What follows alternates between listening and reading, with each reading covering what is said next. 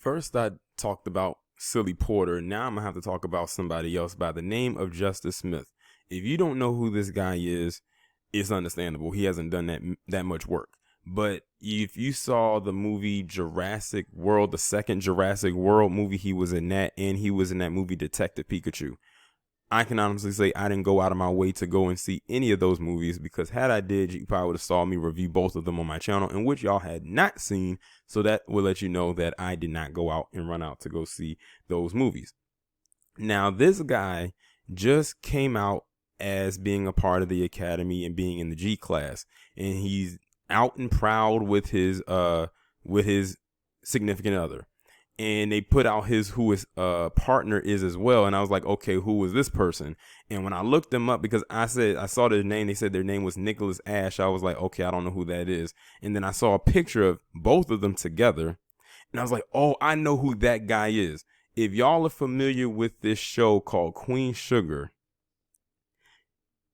his partner is the one, the son to the oldest, I think the oldest daughter on the show. I think she's the oldest daughter, the one who's like the professional. She's kind of light skinned.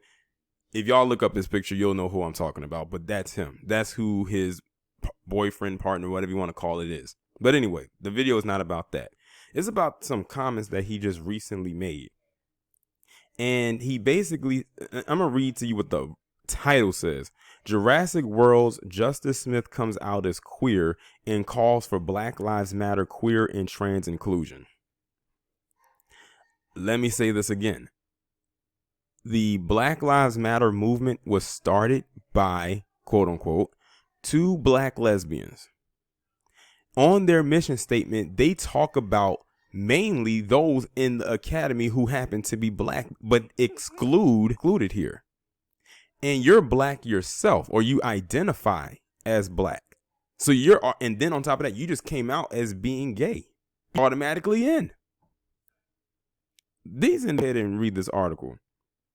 Jurassic World's Fallen Kingdom and Detective Pikachu actor Justice Smith has come out as queer on Instagram while addressing the Black Lives Matter movement. The 24-year-old uploaded a video from a New Orleans protest yesterday on June 5th. Well, by the time y'all see it, it will be a few days later. As well as several shots of himself alongside boyfriend Nicholas Ash. He wrote, at Nick Ash, and I protested today in New Orleans. We chanted Black Trans Lives Matter, Black Queer Lives Matter, and All Black Lives Matter. As a black queer man myself, I was disappointed to see certain people eager to say Black Lives Matter but hold their tongue when trans queer was added. Again, just like with Silly Porter, this guy happens to come out in the month of June, which is quote unquote Pride Month, and then insert that he feels that those in the Academy who are black, they don't get heard. Again, I say that this movement, quote unquote, was founded by two black lesbians, and on their mission statement on their page, if people would bother to read, it caters to them, but it excludes heterosexual black men, even though the movement, quote unquote, was founded on the blood of heterosexual black males. If anybody should be insulted, it should be us. But we see it for what it is, and many of us have completely removed ourselves from BLM anyway, to be quite honest. And now it seems like, to me, it sounds like those in the Academy are competing to get attention. This is an overreach from him, and overreaching and attention seeking at its finest. This is why many people don't like the Academy. They tried and they tried and they tried, but it's just not working. It's just not working. Weighing in on queer and trans inclusion, Justin continued, I want to reiterate this sentiment. If your revolution does not include black queer voices, it is anti-black. See, this is that bullying tactic stuff. This is another reason why people have completely divested away from them. They try to see, when you ask them, what are you trying to get? Like, what do you want in it for you? It's usually just social stuff. That's it. You know how black people were trying to get tangibles and reparations? That's not what they're trying to do. They just trying to be noticed. And I'm going to say it again, and I don't care how anybody feels about it. Many of them just want sexual access. That's another thing right there. But like I said in my previous video involving Silly Porter, they're not going to come out and actually say that. And like I said before, how dare they throw this in here while we're trying to,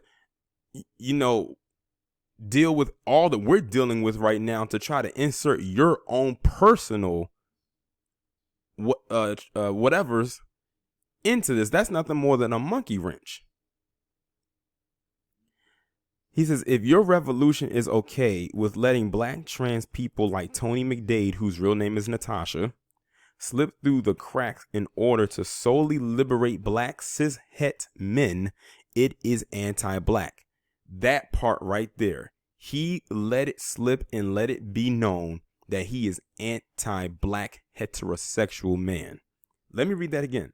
If your revolution is okay with letting black trans people like Tony McDade, who was a biologically born woman who had the transition work to make themselves into a male, slip through the cracks in order to solely liberate black cis het men, which is basically biologically born heterosexual men, it is anti-black. He just to Justice Smith, I don't know if you'll hear this, but you just basically gave the mission statement in just a couple of words from the Black Lives Matter website. That's basically what they're saying. Why do you think they exclude heterosexual black men from it? In other words, they are anti-black male who are straight. And you basically just said the same exact thing. You might as well have read the entire mission statement off of their website. He says, you are trying to push yourself through the door of a system designed against you and then shut the door behind you. That's no different than what many of them are trying to do, to be quite honest. It is in our conditioning to get as close to whiteness, straightness, maleness as we can, because that's where the power is. And if we appeal to it, maybe it'll just give us a slice. I don't know where he's been in the last couple of years, but it was a person by the name of Barack Obama who gave them a lot of leeway.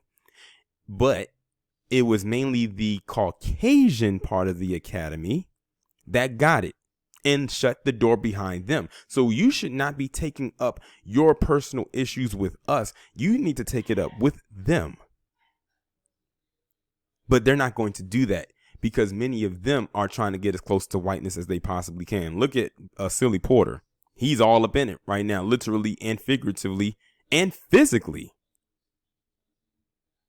They kill me. Like this group, this academy, it literally kills me. And see, so many people are scared to call them out on their BS because of how much power they have. But Justice Smith won't touch on that. See, what it is they're mad that their Caucasian counterparts left them out to dry. So now they got to take it out on us because it's popular to come after black people who happen to not be a part of that academy. See, the thing is, let's just hypothetically say that, we was to like welcome them in with open arms. Can you imagine what will happen after the fact? They'll come in and start trying to rearrange everything. That's like someone coming into your house and they try to rearrange all your furniture from the way that you have it set because it's to your comfort, but because it makes them uncomfortable, they're going to rearrange everything in your house and expect you to pay all the bills in it. And they don't even live there. I'm like, if you're going to come in and rearrange my house, the least you could do is help me pay one of these goddamn bills. Let's see. What else did he say? He says his lengthy post went on to say the revolution is not about appeal, adding it is about demanding what should have been given to us from the beginning, what should have been given to black, queer, and trans individuals from the beginning, which is the right to exist. See what I mean when I tell you? Social issues. To live and prosper in public without fear of persecution or threat of violence. Meanwhile, on this side, we're trying to get reparations. See, this is the thing that gets me. If we get reparations, all that other stuff that people like Justice Smith and Silly Porter and all them other ones are fighting for is going to come regardless. But they don't think that far ahead. Their vision is very blurred. All they want to do is just act like they on the Wizard of Oz and skip down the yellow brick road and, hold hands and kumbaya with everybody else, but they do not want to talk about the root issues. And that cannot happen without capital. And the capital will come when we get the resources and the tangibles and the reparations, but they're not going to talk about that. All they want is the right to exist, to prosper and flourish in public without fear of persecution or threat of violence. Ironically, that's actually some of the same things that heterosexual black people have been trying to fight for years, of black people in general, but we need more. We need more than that. And that's as far as they go. And as far as I'm concerned, if that's all you want, then you're more behind than we give you credit for. Justice then exclaimed his love for Nicholas. You've been my rock and my guiding light through all of this, and I love you so much. Oh, who cares? A series of hashtags tied up everything, including hashtag justice for George Floyd, hashtag justice for Tony McDade, hashtag justice for Nina Pop, hashtag justice for Ahmaud, hashtag justice for Breonna, hashtag say her name, hashtag end white supremacy, and hashtag defund the police. Man, when I tell you the 2/3 ain't gonna make it, you're looking at one of the 2/3 right now on your screen. Silly Porter definitely is in the 2/3. But do you? That's all I'm gonna say. Because the establishment has been catering to y'all for a minute now. Maybe not y'all personally because you're black, but see, that's the thing. They just want to be seen. I'm like, you're still black at the end of the day. And these individuals are leading with their sexuality first. When you get pulled over by that cop or you get profiled, they're not looking at what you are as a person as far as a lifestyle that you choose to live. They're looking at that skin tone, that skin color first and foremost. And I know that Justice Smith is a light-skinned black man, but guess what? So is Yasmin Jackson, light-skinned black woman. And she got attacked by this racist by stabbing her like 7 times and cutting up her face. Thank God she's alive and that the person who did it got charged with a hate crime and multiple other charges. And her last name is Jackson, as in Michael Jackson, Janet Jackson, and so on and so forth. And that person didn't care. So I say this to him. They don't care if you acted in movies. They don't care if you are a person who's a part of that academy. At the end of the day, you are still a black man in America, in an America that has not really moved forward for many years. It's still stuck, in my opinion, where it's always been at. But see, they lead with their sexuality first, and that's backwards thinking. That's why they aren't moving forward. But see, they throw them in here as a wrench to stop us from doing what it is we need to do and then get mad at us because we don't accept it. And the truth be told, many of those in that community don't even accept half the stuff that they be saying. You'll be surprised by how many of them don't like each other because some of the things they do. I can almost just about guess that there's a lot of people out there that do not like Silly Porter because it's hard to digest anything that man says. But this is it's silly. This is ridiculous at the end of the day. Like they're just fighting for social stuff. And that's not going to be anything tangible at the end of the day, especially since they already have so many rights right now as it is. Do you know how many tax breaks they got or get? They're able to legally marry now. And a host of other things that we probably don't even know.